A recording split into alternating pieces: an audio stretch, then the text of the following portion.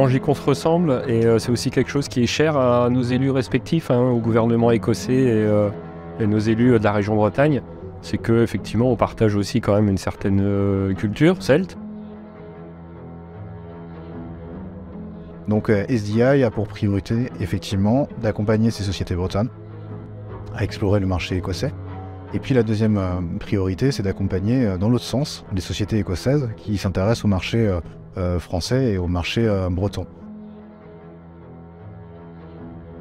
Donc le principal atout de l'Écosse par rapport à ce qu'on peut voir en France et en Bretagne, c'est qu'il y a une planification massive des projets éoliens en mer qui a été menée.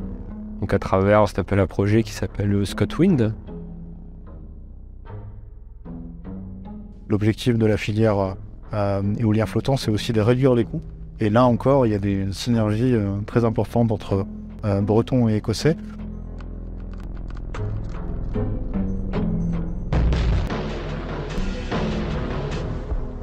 Bonjour à tous et bienvenue dans ce nouveau podcast de BDI. Aujourd'hui, nous allons parler EMR, énergie marine renouvelable. Et pour cela, je suis en compagnie de Julien Rapenne et de Philippe Tiffry qui vont sans plus attendre se présenter. Avec plaisir, bonjour. Julien Rapenne, je suis responsable du secteur énergie au sein de Scottish Development International. C'est l'agence de développement économique de l'Écosse. Merci Julien. Maintenant, c'est à votre tour Philippe Tiffry.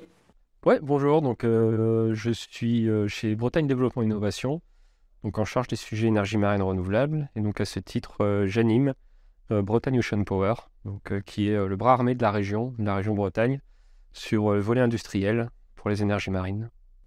Merci à tous les deux pour ces présentations. Alors, ce podcast va être un petit peu particulier puisqu'il va prendre la forme d'un entretien croisé entre nos deux invités. Et on va tout de suite rentrer dans le vif du sujet avec une première question pour vous, Julien Rapenne. Selon vous, quels sont les trois principaux atouts de la Bretagne pour le développement des énergies marines renouvelables ? Je dirais que premièrement, c'est un territoire qui compte de nombreuses ressources. Il y a effectivement des projets importants à venir qui concernent l'éolien flottant. Et il y a aussi, au-delà de ça, des énergies marines dans son ensemble, avec des projets liés aux énergies houlomotrices et marémotrices. La Bretagne a toujours été pionnière en France sur le développement de ces énergies-là. Ensuite, je dirais que c'est un territoire qui est très bien organisé à travers justement le cluster BOP et Philippe. Il y a un travail de fond qui est fait avec les entreprises bretonnes, un accompagnement qui est très intéressant. Aujourd'hui, on participait donc à une journée business collaboration entre l'Écosse et la Bretagne. Et il faut savoir que ce type d'événement est organisé assez régulièrement, justement avec le cluster BOP et puis BDI également, Bretagne Développement Innovation. Et c'est donc cette structuration de la filière, je pense, qui est un vrai atout pour les entreprises bretonnes, PME notamment, nombreuses PME, qui s'intéressent au secteur. Alors Philippe, même question maintenant. Quels sont, selon vous, les principaux atouts de l'Écosse pour le développement des EMR ? Le principal atout de l'Écosse, c'est que l'Écosse ressemble à la Bretagne. Donc c'est un atout majeur. C'est un bon atout. Voilà. Au-delà de ça, en fait, quand je dis qu'on se ressemble, et c'est aussi quelque chose qui est cher à nos élus respectifs, au gouvernement écossais et nos élus de la région Bretagne, c'est qu'effectivement, on partage aussi quand même une certaine culture celte, et qui fait qu'on a des relations plutôt privilégiées dans un certain nombre de domaines, dont les domaines économiques. Et dans le domaine économique, s'il y a bien un sujet qui est sur le dessus de la pile, parce qu'il nous concerne tous les deux au premier plan, c'est bien le sujet de l'éolien en mer. Donc ça, c'est le premier point. Et sur le sujet de l'éolien en mer, donc, le principal atout de l'Écosse par rapport à ce qu'on peut voir en France et en Bretagne, c'est qu'il y a une planification massive des projets éoliens en mer qui a été menée, donc à travers cet appel à projet qui s'appelle ScotWind. Et à côté de ScotWind, il y a aussi des appels à projets sur des projets plus R&D également pour continuer de développer l'éolien en mer. Donc nous, on a aussi beaucoup à apprendre de l'Écosse sur la façon dont on peut planifier comme ça tous ces projets d'un coup. Donc ça, c'est pas un sujet qui nous concerne, Julien et moi, forcément directement, mais qui concerne beaucoup aussi nos représentants politiques. C'est comment planifier comme ça d'un coup tout un ensemble de projets dans des zones, tout en facilitant l'acceptabilité et les usages en mer, notamment les usages pêche et autres. Donc ça, c'est un point important de discussion. Et puis si on revient, nous, à notre sujet du jour, quand même, qui nous concerne, Julien et moi, c'est sur le sujet économique. Donc on a aussi beaucoup de choses à tirer de l'expérience écossaise, l'expérience des entreprises écossaises, qui a été acquise depuis longtemps dans le domaine de l'oil and gas. Donc le parapétrolier, c'est une activité qui est phare, hein, qui est dans les ports écossais, et qui a permis à des entreprises de développer certaines compétences qui maintenant servent à ces projets éoliens en mer. Donc nous en Bretagne, on n'a pas trop, on a beaucoup moins d'expérience dans le domaine, on a des entreprises de la navale, de l'oil and gas, etc. Mais on est très intéressé de pouvoir, notamment à travers cette journée d'aujourd'hui, maximiser les rencontres entre PME, entreprises bretonnes et écossaises, pour apprendre chacun des compétences qu'ont les autres. Julien, je vous vois prendre des notes. Est-ce que vous voulez prolonger le raisonnement de Philippe? Oui, oui, absolument. Et il y a plusieurs choses, effectivement, j'aurais voulu rajouter, notamment sur les ambitions, finalement. La Bretagne a des ambitions très fortes de décarboner son économie. Et ça concerne le développement de projets éoliens offshore, flottants, pour la production d'électricité renouvelable. Ça concerne aussi le développement de projets hydrogène. Il y a aussi, je dirais, tout ce qui est lié au smart grid et comment est-ce qu'on intègre finalement la production d'énergie renouvelable dans nos réseaux.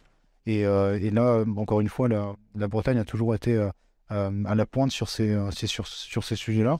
Il y a l'aspect R&D qu'avait mentionné Philippe également. Il y a des collaborations très intéressantes dans l'innovation, puisque l'objectif de la filière éolien flottant, c'est aussi de réduire les coûts. Et là encore, il y a des synergies très importantes entre Bretons et Écossais, peut-être portées notamment par France Énergie Marine, mais également l'ORE Catapult, qui est donc une organisation de recherche et d'innovation au Royaume-Uni, et qui a son centre d'excellence pour l'éolien flottant en Écosse. Justement, vous avez commencé à les évoquer, mais pouvez-vous approfondir et présenter les spécificités du territoire écossais pour le développement des EMR? Oui, alors on a de nombreuses ressources en fait en Écosse pour le développement de grands projets et la commercialisation des projets. La première peut-être que je peux citer, c'est les ressources en vent. L'Écosse a des ressources quand même les plus importantes en Europe. Des ressources aussi en termes de compétences. Et là, je parle plutôt de l'aspect skills, qu'on appelle en anglais, ou lié à la formation. Et effectivement, comme le mentionnait Philippe, nos sociétés ont une grande expérience dans des secteurs comme le pétrole et le gaz ou le secteur maritime, qui représente plus de la moitié en fait, de l'expérience de nos sociétés écossaises qui aujourd'hui travaillent dans le secteur de l'éolien offshore. Donc c'est des sociétés, pour simplifier, qui savent développer des projets énergétiques en mer, mais qui savent aussi les maintenir, les opérer et aussi les démanteler. Philippe a parlé aussi de l'aspect planification. C'est vrai qu'il y a deux stratégies peut-être différentes entre la France et l'Écosse sur ce sujet. Premièrement, c'est important de rappeler que l'Écosse a une certaine souveraineté dans la planification de l'éolien en mer.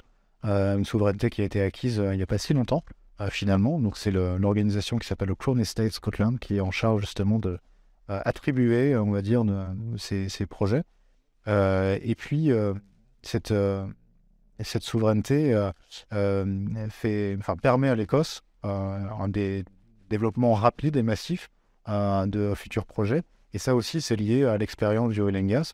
La manière dont les projets sont planifiés reprend beaucoup la manière dont on a attribué les projets en fait, pétroliers, gaziers en mer du Nord. Alors Philippe, je me tourne vers vous. Julien a parcouru assez largement les spécificités écossaises, mais qu'en est-il pour la Bretagne? Là encore, on se rejoint pas mal, c'est-à-dire que en termes de potentiel, effectivement, il y a les ressources de vent. Ce que Julien n'a pas mentionné, c'est qu'on a aussi tous les deux des ressources en courant marin. Et ce qui fait que c'est une autre spécificité qu'on a, Bretagne et Écosse, c'est qu'on est parmi les seules régions en Europe à développer des filières, un peu toutes les filières des énergies marines, hein, c'est-à-dire l'éolien en mer, l'hydrolien, l'énergie de la houle, etc. Donc on ne va pas en reparler aujourd'hui parce que ça va faire l'objet d'un podcast à part entière, mais en Écosse, il y a quand même un centre d'essai de premier plan qui a émergé d'abord dans le domaine de l'hydrolien, donc, que Julien connaît bien d'ailleurs, qui s'appelle les MEC. En Bretagne, on a aussi un site d'essai de premier plan pour l'hydrolien à Paimpol-Bréhat, qui est un des seuls sites aussi raccordés au réseau pour accueillir des technologies pleine échelle. Donc voilà, à votre disposition pour un nouvel épisode de podcast sur l'hydrolien en Bretagne et en Écosse, mais il y a plein de choses à dire sur l'hydrolien comme dans l'hydrogène, effectivement. C'est très juste et je rebondis là-dessus. Effectivement, il y a plein d'autres sujets qu'on peut couvrir. Donc, entre la Bretagne et l'Écosse, on peut même faire un focus sur la partie hydrogène aussi. Il y a un focus à faire sur les îles durables et comment est-ce qu'on permet à nos îles de se décarboner. Là aussi, il y a beaucoup d'expériences qu'on peut partager. Et pour vous donner une idée, la semaine dernière avait lieu le salon Evolution, qui est le plus grand salon de l'hydrogène en France, un salon international. Et ça a été l'occasion, encore une fois, entre la Bretagne et l'Écosse, de nombreux échanges. Et la délégation écossaise, une quinzaine de sociétés, ont pu rencontrer la délégation bretonne. Et on a échangé sur ces sujets-là de complémentarité autour de l'hydrogène. Ça peut clairement faire l'objet d'un autre podcast, si vous voulez.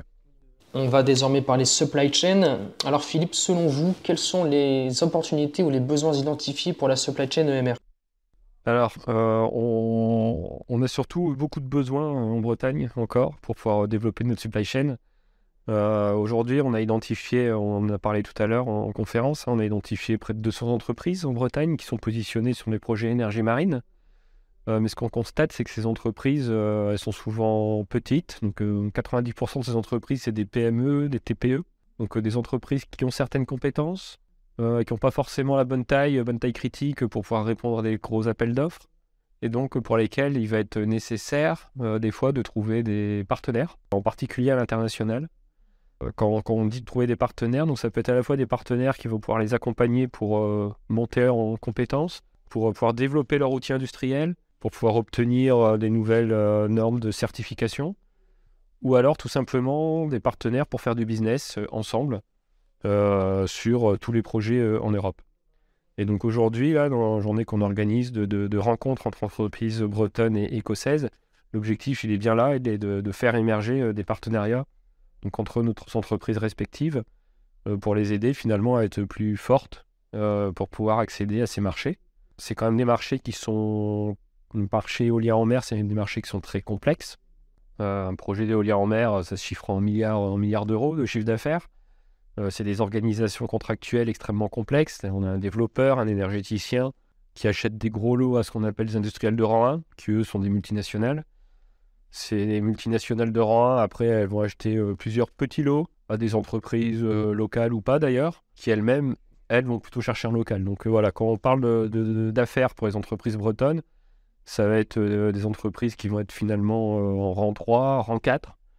Et donc, il y a aussi toute une complexité pour ces entreprises de bien identifier où est-ce qu'elles vont pouvoir faire des affaires, qui va être leur client, quand vont sortir les appels d'offres, quelles vont être les exigences en termes de certification, de formation qu'elles vont avoir. Donc tout ça, elles ont besoin de s'y préparer.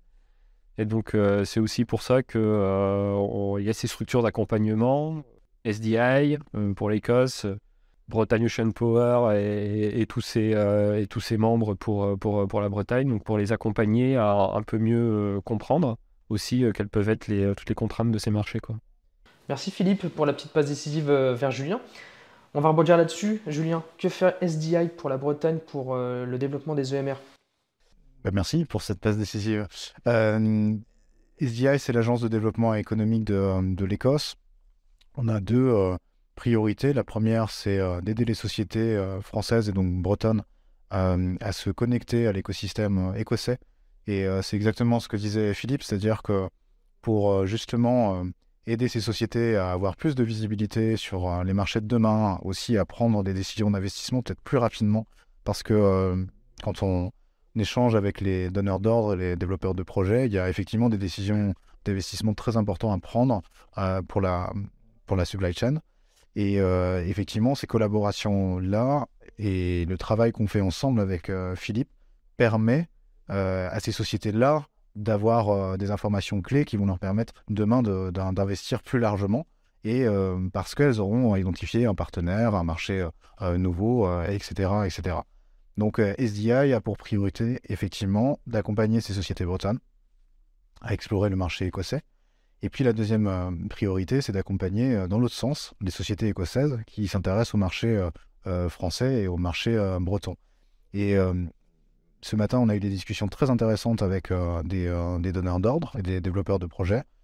Clairement, aujourd'hui, il y a des problèmes de visibilité pour la supply chain. Il y a des problèmes d'approvisionnement qui se posent parce que les ambitions de nos gouvernements sont très importantes.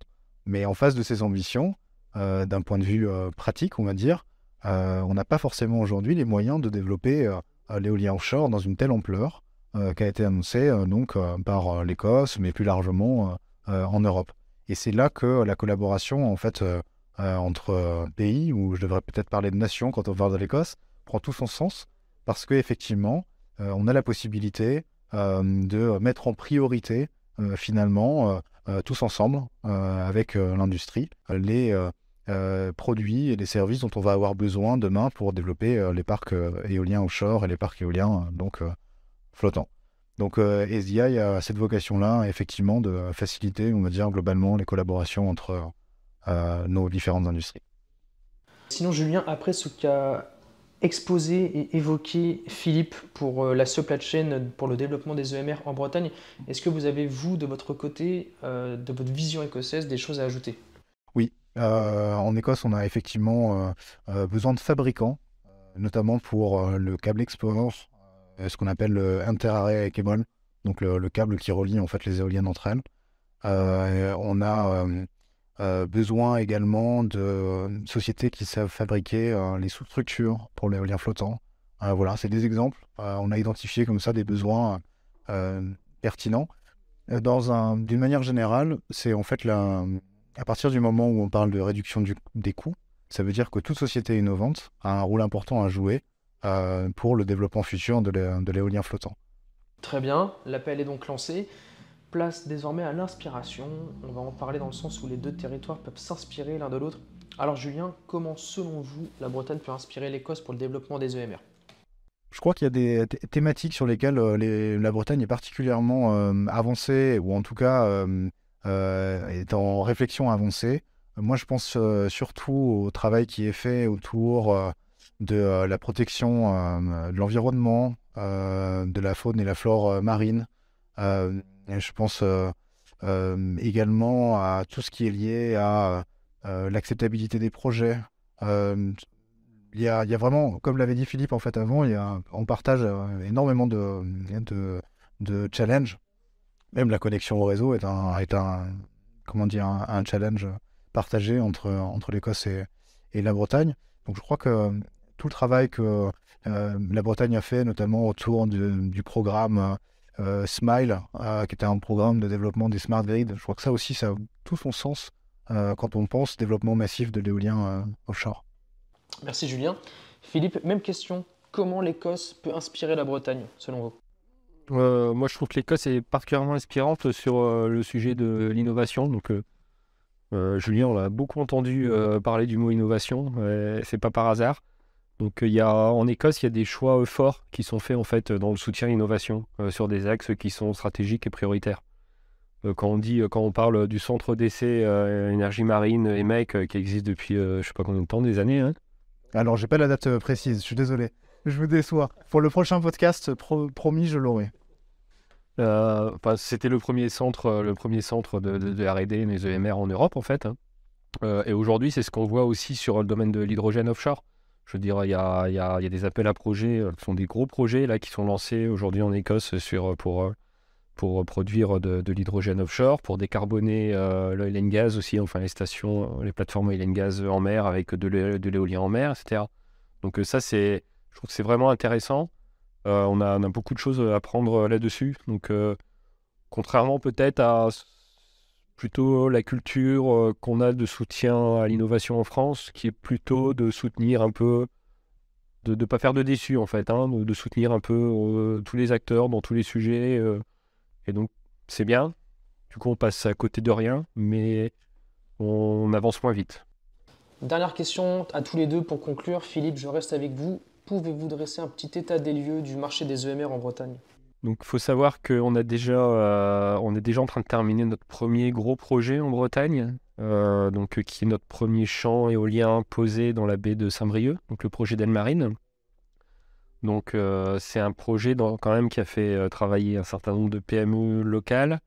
Donc, il y a eu, si je ne dis pas de bêtises, il y a eu 500 emplois qui ont été mobilisés, notamment sur le territoire, pour le besoin de ce projet. Donc, avec un certain nombre de contrats. Là, on attend patiemment de connaître le lauréat pour le futur projet d'éolien flottant Bretagne Sud.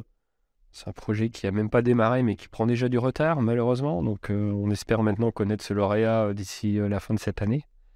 Donc, on saura enfin avec qui on va pouvoir travailler concrètement aussi pour lancer le projet, identifier toutes les opportunités d'affaires qu'il y aura sur le territoire. Maintenant, le projet d'éolien flottant Bretagne Sud, on parle d'une mise en service en 2030 si tout va bien. Donc, en attendant, on s'active pour décrocher aussi des marchés sur les autres projets d'éolien posés en France.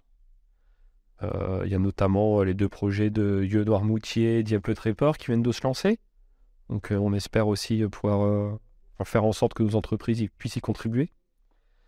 Et puis on travaille aussi, on regarde de très près ce qui se passe à proximité de nos ports bretons. Et donc je pense notamment aux projets qu'on trouve en mer Celtique, donc plutôt au large de Cornouailles, Pays de Galles, Irlande, pour pouvoir déjà commencer à avoir de premières références à l'export. Julien Rapenne, cette fois c'est à vous. Qu'en est-il du marché des EMR en Écosse ? Oui, avec plaisir. Donc, sur l'éolien offshore, fixe et flottant, on a aujourd'hui 10 gigawatts qui sont dans le pipe, en fait, des projets en cours. En plus de ça, suite à l'annonce de ScotWind, c'est 27 gigawatts qui ont été annoncés. En plus de ça, il faut compter, comme l'avait mentionné Philippe, le programme de décarbonisation en mer du Nord, qui pourrait porter jusqu'à 5 gigawatts de projets flottants. Donc ça, c'est pour l'éolien offshore. Et puis, en parallèle de ça, les énergies marémotrices et houlomotrices ont repris peut-être un petit peu d'envergure, si j'ose dire, en Écosse dernièrement, puisque suite au dernier Contract for Difference, qui permet justement de financer ces projets-là, il y a eu plusieurs projets en Écosse qui ont été attribués, qui veut dire que c'est en Écosse un secteur qui est peut-être redevenu, en quelque sorte, dynamique grâce à ce CFD. Puis on attend la feuille de route française aussi, donc on n'est pas à l'abri d'avoir des belles surprises sur les énergies, sur les EMR en règle générale en France. Tout à fait, ouais. Donc je confirme qu'on s'attend à de bonnes nouvelles dans le domaine. En tout cas, le président Macron a déjà donné des orientations fortes l'année dernière, lors du discours de Belfort, où il a annoncé à la fois qu'on continuerait le développement du nucléaire en France, et à la fois qu'on allait sérieusement accélérer sur l'éolien en mer. Donc on a besoin des deux, on va pousser les deux en France, donc ça c'est une bonne chose. Ça satisfait l'ensemble des industriels en plus en France.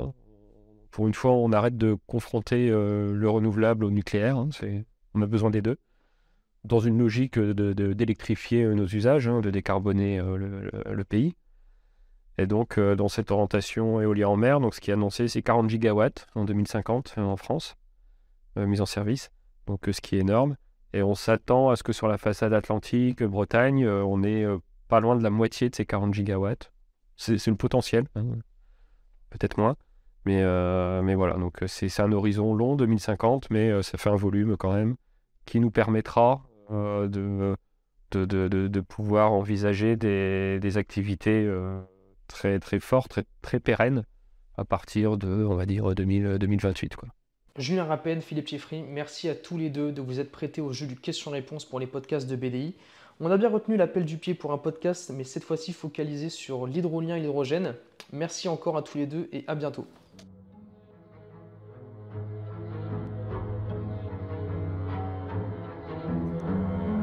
Merci d'avoir écouté ce podcast. On se retrouve bientôt pour de nouveaux sujets.